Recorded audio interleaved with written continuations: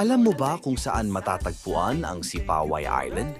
Ang Sipaway Island ay matatagpuan sa hilagang bahagi ng San Carlos City, Negros Occidental. Isa ito sa mga pinakamalapit at pinakasikat na island destinations ng lungsod. Sa puso ng San Carlos City, matatagpuan ang isang paraisong tila balihim na itinago ng kalikasan.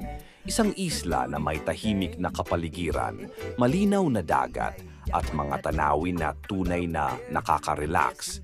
Pwede kang mag-bike sa paligid ng isla, mag-snorkeling sa malinaw na tubig, o tikman ang sariwang pagkaing dagat habang tanaw ang napakagandang sunset. Masdan ang ganda ng mga tanawin, mula sa napakalinaw na dagat hanggang sa nakaka-relax na bukas na kalangitan. Ang Sipaway Island ay nagbibigay ng kakaibang aliw at inspirasyon para sa lahat. Sa Sipaway, bawat araw ay isang bagong alaala. Relaxation, adventure, bonding. Madali lang puntahan pero siguradong mahirap kalimutan. Ganyan ang Sipaway Island. Kaya kung ikaw ay nasa San Carlos o malapit lang sa Negros, ito ang isa sa mga dapat mong bisitahin.